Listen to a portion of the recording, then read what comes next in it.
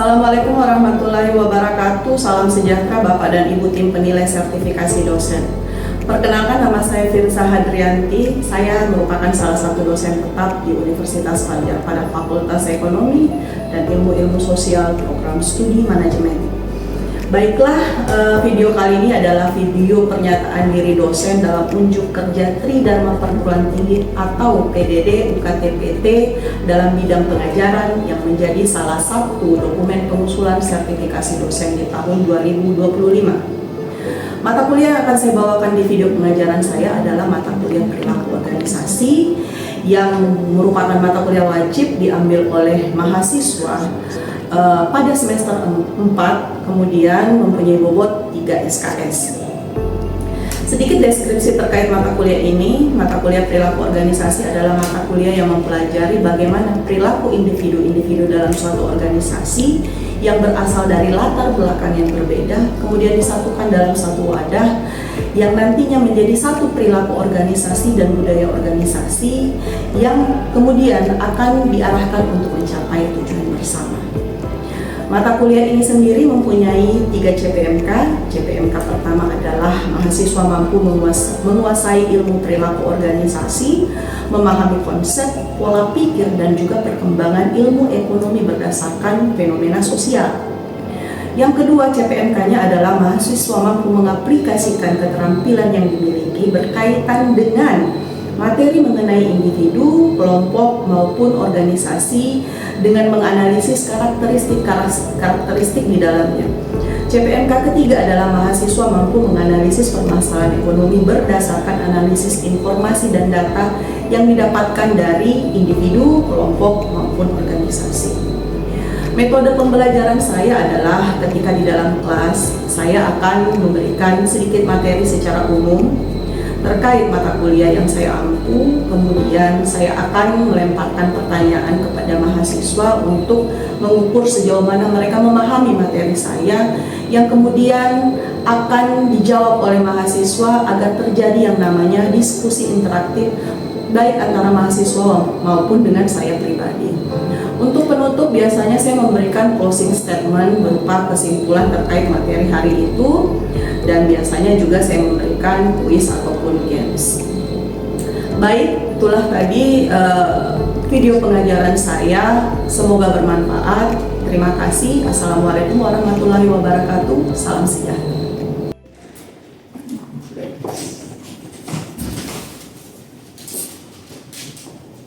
Selamat pagi. Assalamualaikum warahmatullahi wabarakatuh. Anak-anakku mahasiswa Universitas Fajar.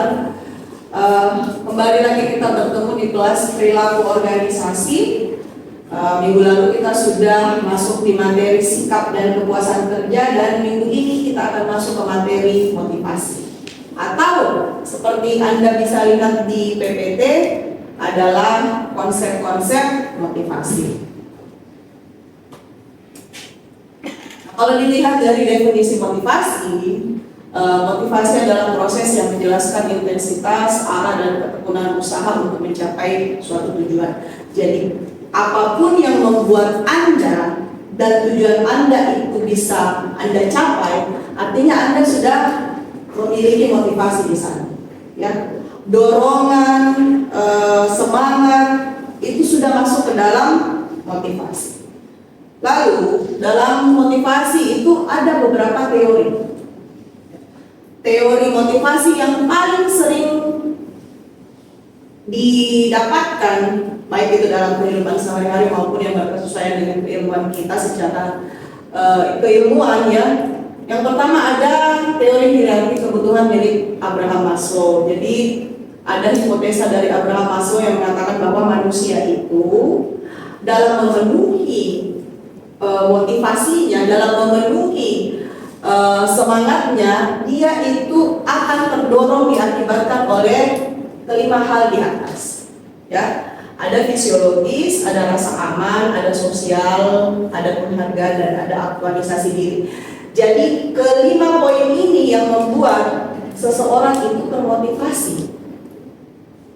Nah, fisiologis mungkin di dalam pengetikan ini, di dalam PPT dia ada di paling atas poinnya, tetapi ketika dalam gambar, fisiologis itu akan berada paling bawah. Ya, fisiologis, keamanan, sosial, penghargaan, dan aktualisasi diri. Saya ulangi kembali. Fisiologis itu adalah kebutuhan dasar. Kebutuhan dasar manusia. Yang mana kebutuhan dasar manusia? Makan, minum, pakaian, tempat tinggal. Ya. Jadi menurut Abraham Maslow, manusia itu termotivasi untuk memenuhi fisiologis.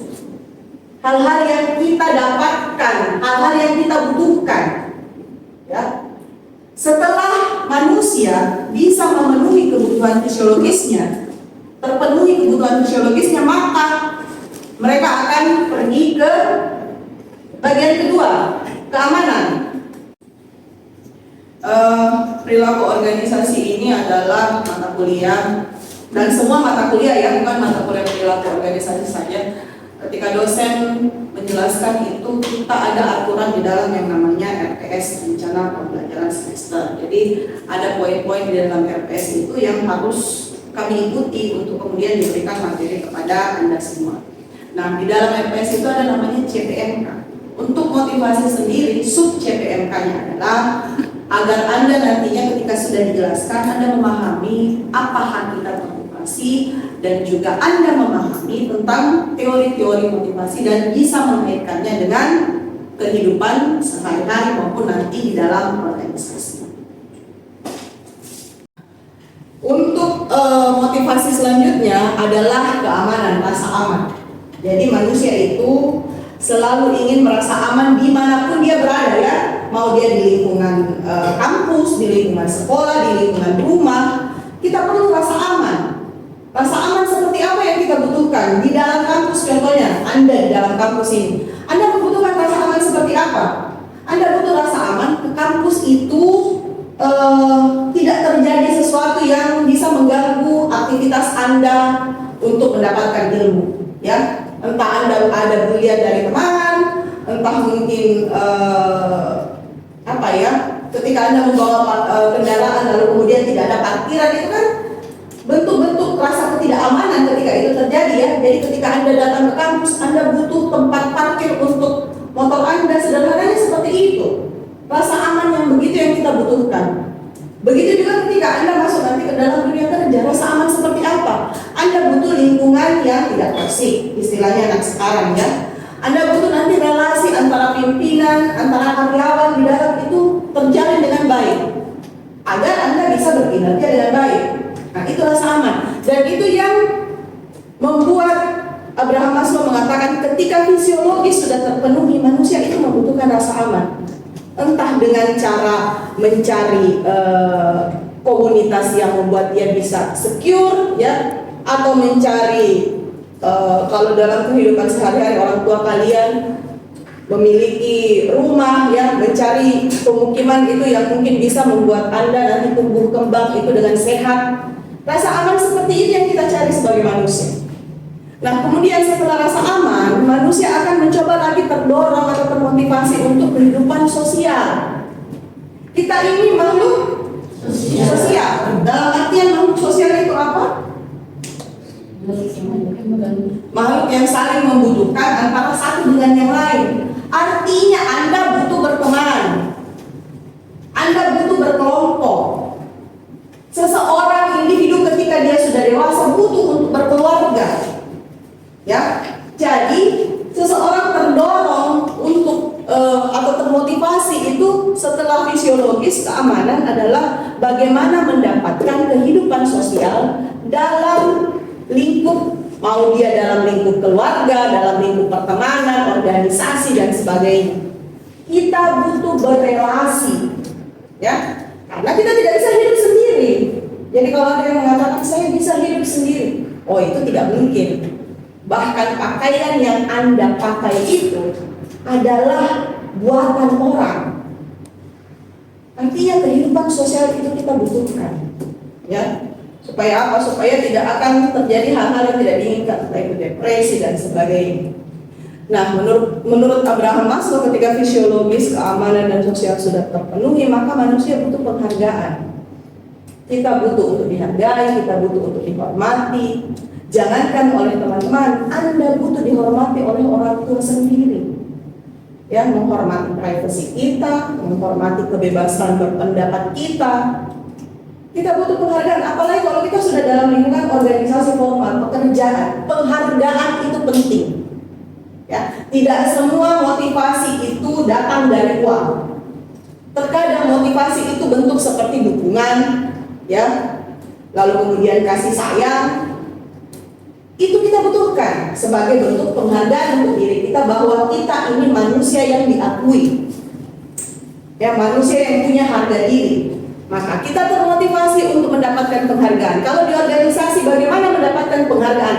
Bisa jadi salah satunya adalah dengan berkinerja yang baik. Ya, semakin baik kinerja seseorang, penghargaan itu akan semakin kita dapatkan. Kalau dalam lingkungan sehari-hari, bagaimana kita dihargai? Dengan berperilaku baik, ya, berperilaku sesuai etika, sesuai hukum, supaya kita mendapatkan penghargaan dari lingkungan sekitar. Nah, setelah fisiologis, keamanan sosial dan penghargaan, maka kita sampai kepada aktualisasi diri. Bahwa manusia itu aktualisasi dirinya berbeda-beda. Ada yang bekerja sudah tercapai aktualisasi dirinya. Ada yang menjadi ibu rumah tangga, aktualisasi dirinya juga sudah didapatkan. Jadi kalau aktualisasi diri paling di atas, fisiologis paling di bawah, fisiologis itu adalah memang suatu keharusan untuk kita penuhi, ya. Karena kalau tidak dipenuhi, tidak makan, tidak minum, manusia bisa mati. Tetapi aktualisasi diri ini adalah terkait kepuasan manusia. Sedangkan batas kepuasan kita itu berbeda-beda. Ya, ada seseorang yang sudah puas dengan hanya makan nasi, tempe, selesai. Ada seseorang yang harus makan ayam baru terpuaskan. Jadi kenapa dia paling di atas? Karena kepuasan manusia itu tidak ada batasnya. Ya, kalau fisiologis itu terbatas, Anda makan 1-2 kali kenyang selesai. Aktualisasi diri, nafsu manusia itu tidak punya batas. Makanya dia yang paling di atas, karena yang namanya kepuasan itu berbeda-beda tingkatnya. Oke? Itu teori motivasi higienis dari Abraham Maslow. Lalu kita masuk kepada teori selanjutnya, teori X dan Y dari Douglas McGregor, yang mengatakan bahwa di dalam lingkungan sehari-hari maupun dalam lingkungan kerja, manusia itu diwakili oleh 2 bagian, ya. Bagian X adalah manusia yang mewakili orang-orang yang susah untuk bergerak, susah untuk termotivasi, susah untuk berkinerja, atau bahasa sederhananya adalah teori X itu mewakili manusia-manusia yang malas. Sedangkan teori Y adalah mewakili manusia-manusia yang inovatif, ya, tanpa harus diberikan motivasi, tanpa harus diberikan arahan. Dia sudah mencari cara bagaimana memotivasi dirinya sendiri, bagaimana berkinerja dengan baik, bagaimana menjadi kreatif. Jadi pada dasarnya teori X dan Y ini, Y adalah mewakili karyawan yang rajin. Dan itu memang selalu kita temukan sehari-hari. Contohnya, beberapa kali saya sudah memberikan materi, ketika saya bertanya kembali, masih ada yang biasa lupa, tidak ingat, ya, tidak membaca dan sebagainya. Itu kan ada dalam kehidupan sehari-hari kita.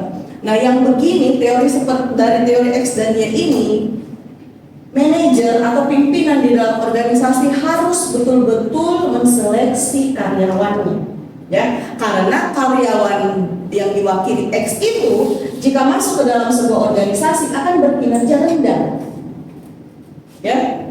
Karena apa? Karena itu tadi Mereka harus dimotivasi terlebih dahulu, ya, menunggu sesuatu baru mau bergerak, tidak kreatif. Sedangkan ketika kita mau produktivitas bagus, produktivitas suatu organisasi bagus, maka kinerja harus apa? Meningkat. Dan itu tidak bisa kita dapatkan dengan karyawan yang berada di teori X, ya. Jadi sudah ada dua teori tadi, teori higienis dari Abraham Maslow dan teori X dan Y dari Lucas Nicola. Selain itu ada yang dinamakan teori harapan.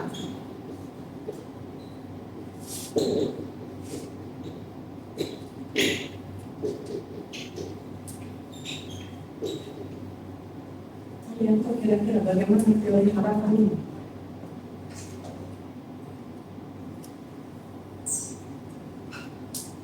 Bagaimana teori harapan?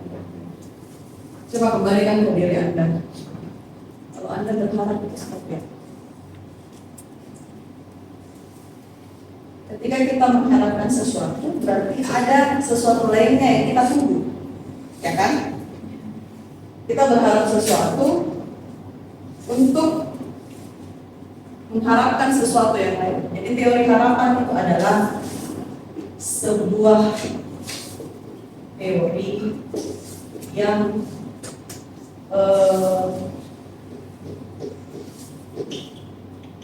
berbicara terkait ekspektasi seseorang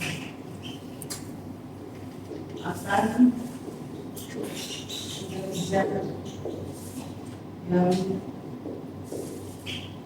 tinggi. Jadi seseorang punya harapan kalau di dalam suatu organisasi, semakin saya berkinerja dengan baik, semakin saya akan diakui. Itu harapannya seseorang, kan? Sama harapannya saya dengan Anda. Saya menjelaskan harapan saya, Anda itu paham, Anda mengerti. Ekspektasi. Jadi kalau di dalam organisasi kita berharap ketika kita sudah bekerja lebih baik dari teman-teman kita, ya, teman-teman tidak lembur, kita lembur, ya, semua pekerjaan tugas yang diberikan kepada kita baik, lalu kemudian diakui oleh pimpinan, maka kita berharap hasil yang baik dari hal tersebut. Itu teori ekspektasi teori, bahwa harapan kita akan sesuatu itu outputnya akan sama.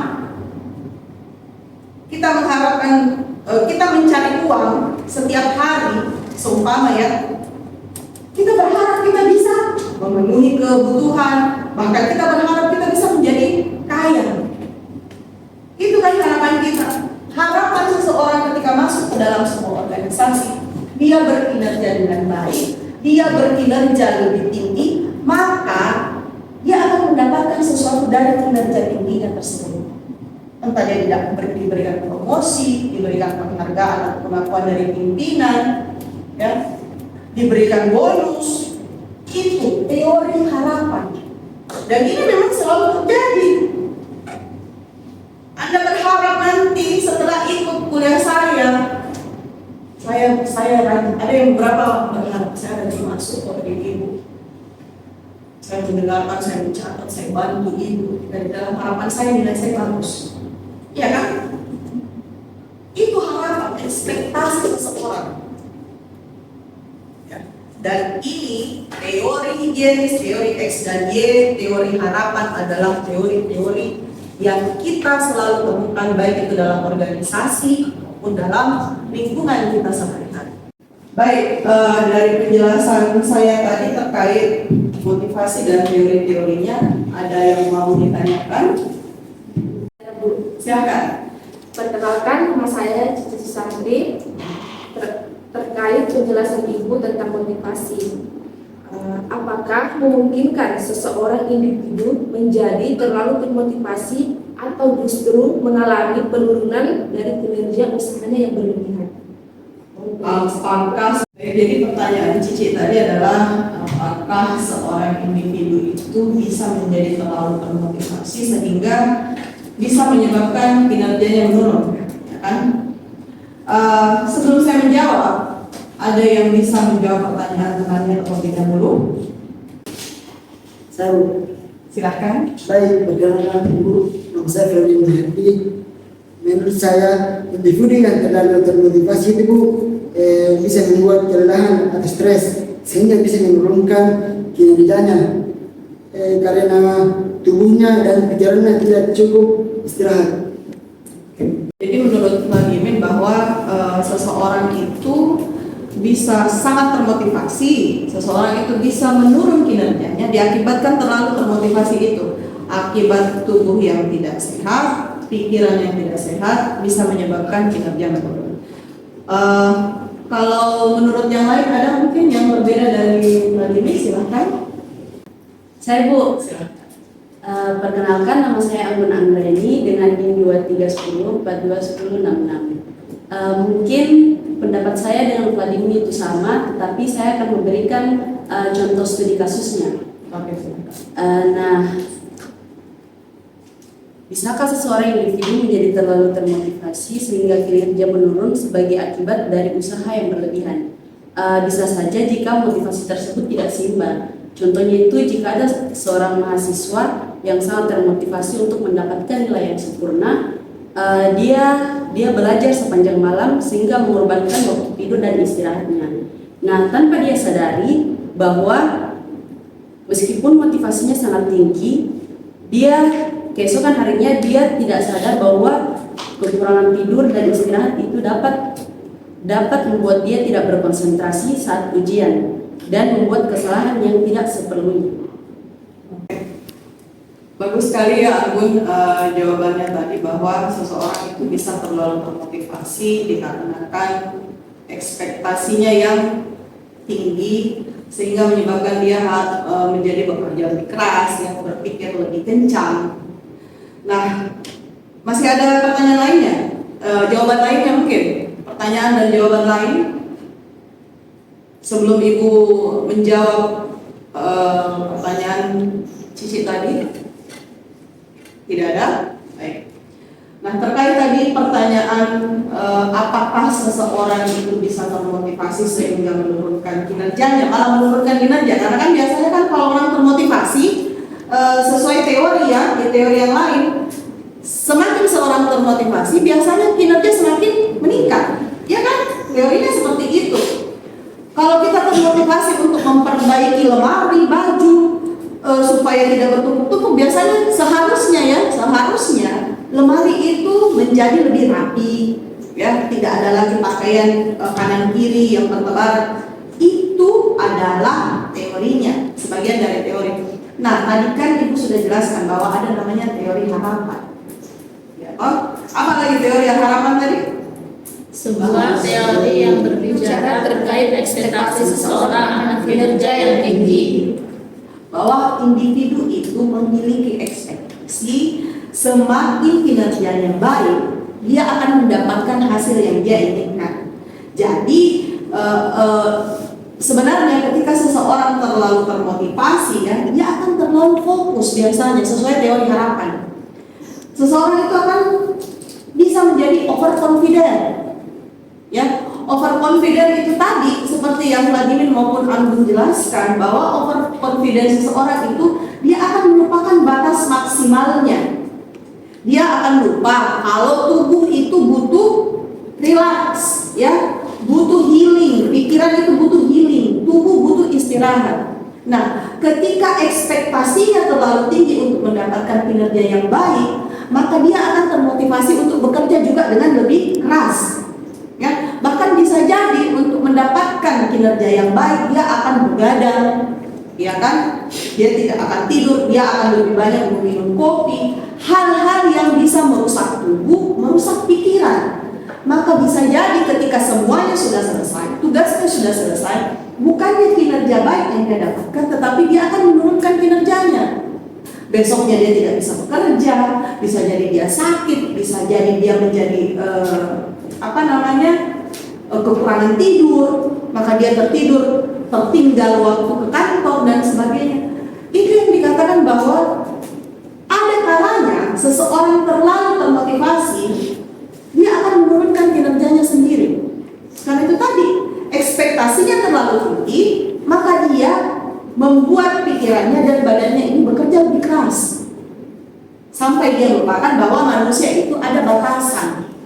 Ya, tubuh tidak boleh sakit, seharusnya ya, tubuh tidak sakit, pikiran itu aman dari hal-hal yang bisa mengganggu seperti tadi kekurangan tidur dan sebagainya.